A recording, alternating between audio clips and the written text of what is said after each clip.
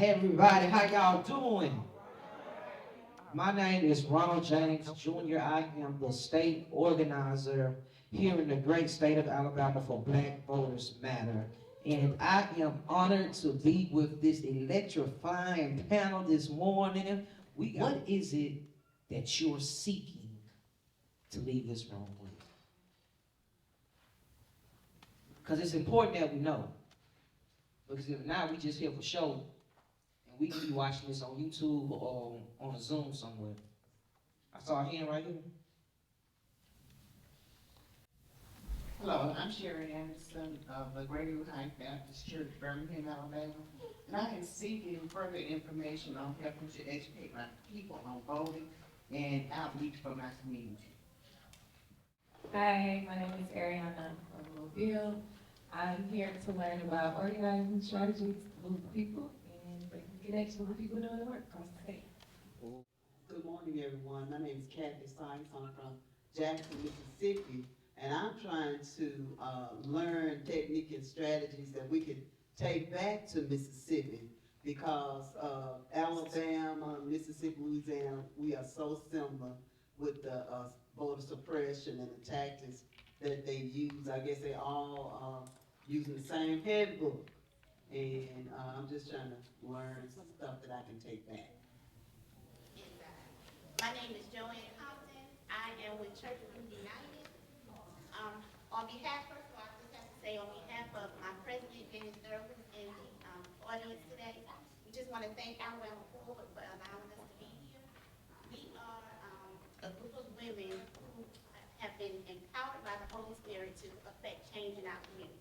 It's an organization that has been around for over 80 years, and as a matter of fact, it's second version this year.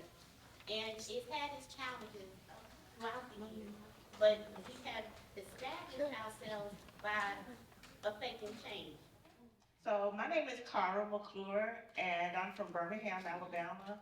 My org is Faith and Works. I'm the executive director and visionary behind Revote, the Black Church Community Voter Project, a 6-week fellowship that turns into a network where we are reconnecting, re-engaging, and revitalizing the Black church and the community so we can do 3 things: increase voter turnout, build political power, and create 300 civic engagement ministries in Black churches across Alabama. Again, my name is Cara McClure, and we are Revo. All right, hey y'all. My name is Justin Bess. I'm the founder and executive director for Hometown Organizing Project. We're a statewide grassroots organization that focuses on rural and small town communities, and we're also a founding member of Alabama Forward. I want to dive a little deeper, though. I want you to tell us a little bit more about the organization, particularly, and how did you get involved in the work that we currently do now? back in 2014, I believe. That was a murder. I believe that was Michael Davis that hit the murderer. The police officer was acquitted. I was in Memphis, Tennessee, and my son, I was at a bar, and across the TV it said, Darren, I can't remember his last name, was acquitted. Another police officer acquitted for the murder of a young Black person.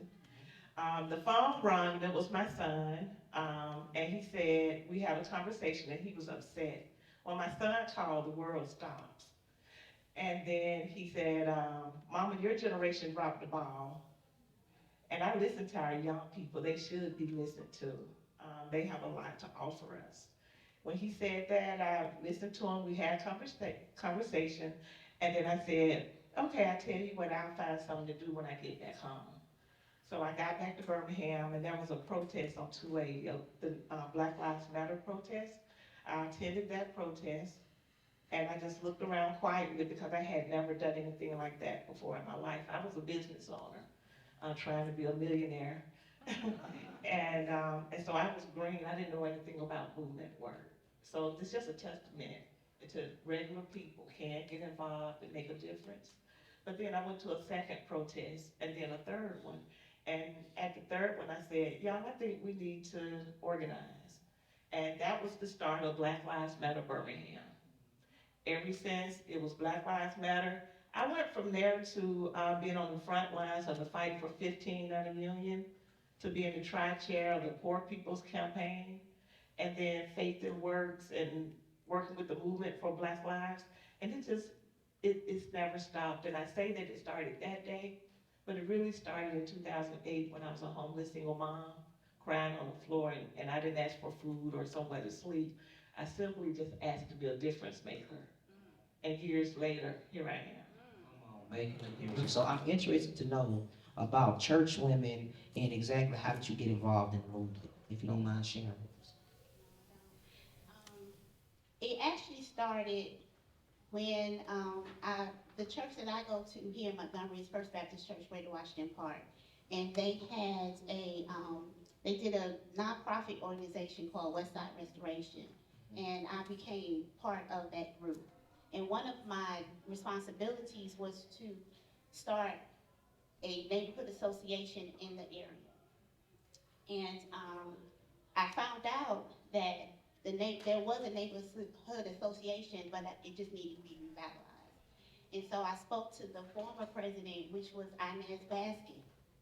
And she's if you don't know, she was one of the heroines of the civil rights movement. Well, she told me about a lot of things. And because I got a chance to speak with her, I started getting an understanding of the importance of the community being involved. And so from that, it just kind of bled into me being a part of what they call Bonds, which is a neighborhood association organization here in the city. And I went to one of the meetings and I met this cute little lady. Her name was Betty Thomas. And she just looked at me as soon as I walked into the room. And it's almost as if she knew me and I knew her. I sat down next to her. She pushes this little piece of paper over to me and she says, "Write your name and your phone." And when I did that, she called me, and that's how I got introduced to Church Women United. And with that, she taught me the importance of not just community, but the church, as you were speaking, being involved. And as I looked at Black history, here in Montgomery, everything started in the church. Everything started in the church.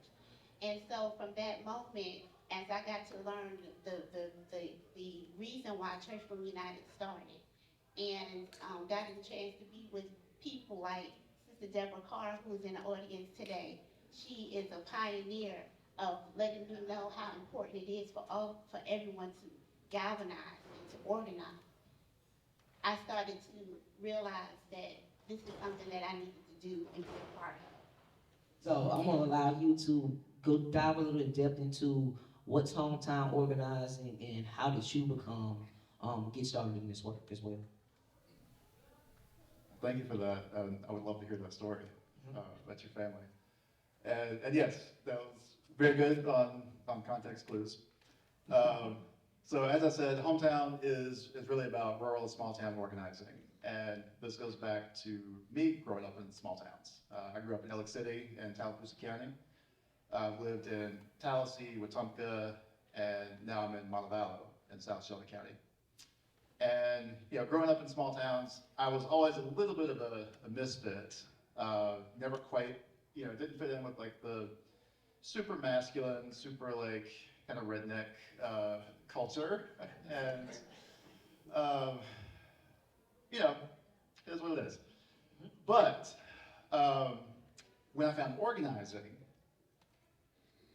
and found so many other folks who were like me, who really wanted to make the world a better place, were committed to doing the hard work of building relationships across difference. And I mean, that was like my church family when I finally found that. And I was like, I want that in my hometown. I want that in every small town.